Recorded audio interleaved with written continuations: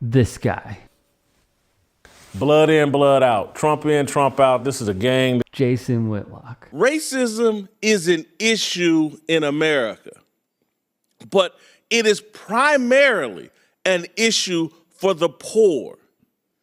It's not LeBron James's issue. A pariah in media. I don't hate or dislike black women, but damn it, I don't like or respect the way they're behaving. Has found lack of support because he has burned bridges or crosses along the way. ESPN Stan Verrett has taken zero of Whitlock's stuff and pushes back whenever the former sports writer chides him.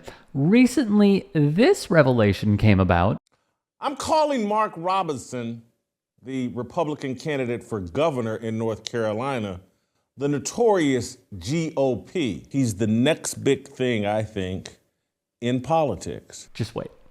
I promise it gets better. He's got the added element. You got he's part Donald Trump. He's part Clarence Thomas. He's part Rush Limbaugh. The added part is he's part preacher as well. And he's got the spiritual element. And he's so big and so bold and so masculine that he is really, really triggering the left. Sorry, Jason. What were you saying? Robinson has a history of quite crazy comments, including, dabbling in Holocaust denialism and the like. The hits just keep coming for Mark Robinson and his campaign for governor in North Carolina. The Republican is facing calls to drop out of the race following a report by CNN alleging that he referred to himself as a black Nazi on a porn site years ago. He said, quote, "I'm not in the KKK. They don't let blacks join. If I was in the KKK, I would have called him," trigger warning, this is a racial slur, "Martin Lucifer Coon." Robinson posted on the site. After CNN's K-File unearthed a history of him posting graphic and sexual comments on a porn website, supporting the reinstatement of slavery, and calling himself a black Nazi. It's certainly playing out among Robinson's campaign staff, where more than a half dozen key players have resigned. There was also a lot of disturbing sexual material here, including him describing in great detail his, quote, "own sexual arousal as an adult from the memory of secretly peeping on women in public gym showers as a 14-year-old. He described himself as a perv, and he also expressed enjoyment, this may be his biggest issue with the Republican base, of watching transgender porn. Incredible. But he wasn't done. People are supporting Mark Robinson because they share they share values with him. And he speaks and stands on those values very, very boldly. This is adorable. Honestly, it is. From Jason Whitlock, it is stupendously adorable. If Mark Robinson, just like Jason Whitlock, if he addresses his weight problem, we both have a weight problem, but if that man addresses his weight problem, he'll be the president of the United States in 2028. Big Papa, the notorious GOP, if he gets that weight off, he'll be the president of the United States in 2028. And he would then pivot to the left. He's signaling, obviously. To the left attacking Mark Robinson's character. And he just couldn't bite his tongue from including a certain someone. The same way they came after Clarence Thomas, the same way they came after Brett Kavanaugh, I apologize for saying this because I don't want to distract, but it just came to my head. And I apologize for saying it because it will distract. Same way they came after Bill Cosby.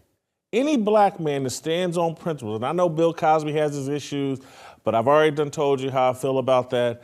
Quaaludes at the Playboy Mansion with a bunch of 304s, so commonplace, cut it out.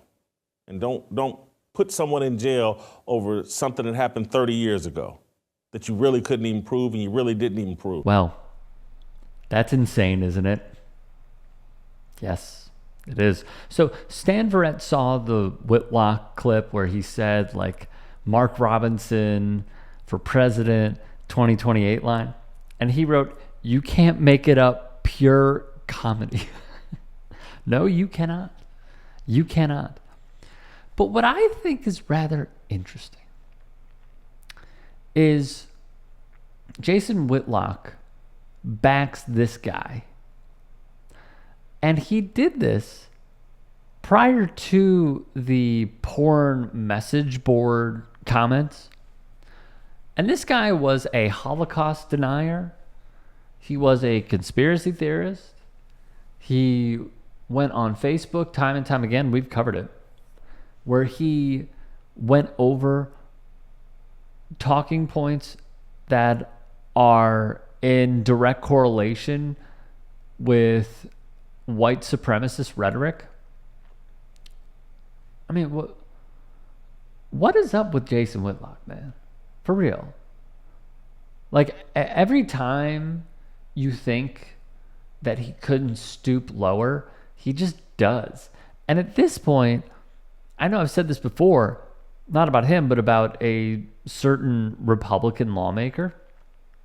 It was Dan Crenshaw when he was talking about clean energy. And he said something so far off base, not rooted in fact. And my question was, is he actually this stupid? Or does he know that his base is that stupid?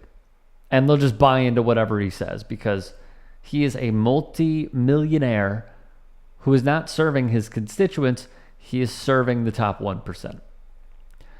Does Jason Whitlock know, like, this is insane what he's doing?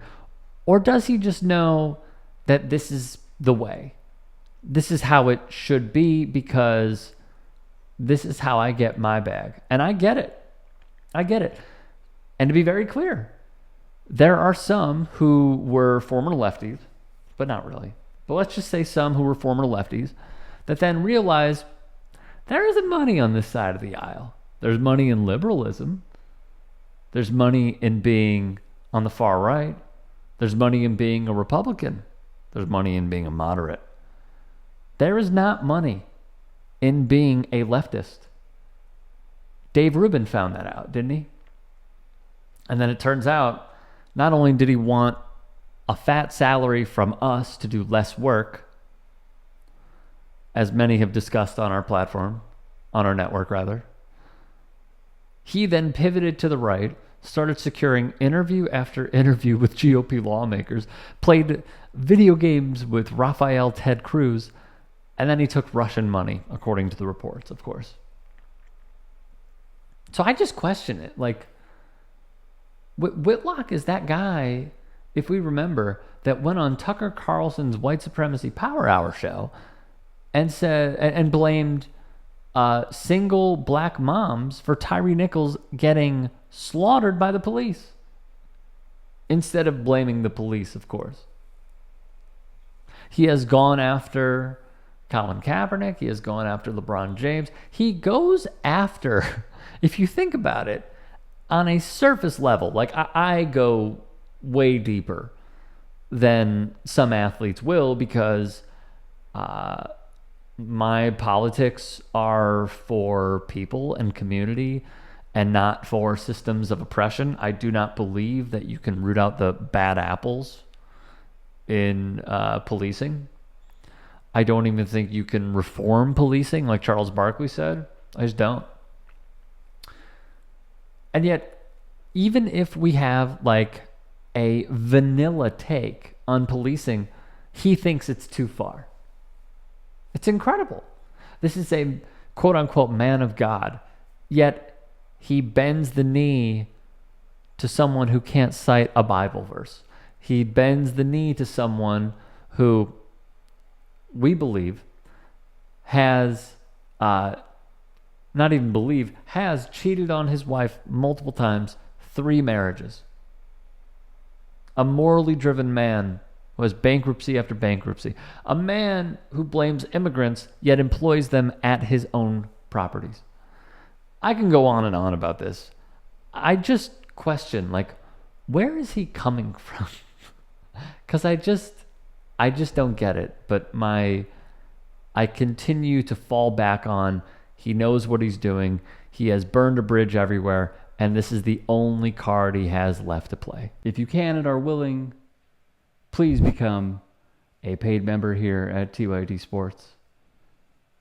And or go to tyt.com/join. In addition, you can follow me on Twitter, Instagram, and TikTok. Appreciate it. Have a great day.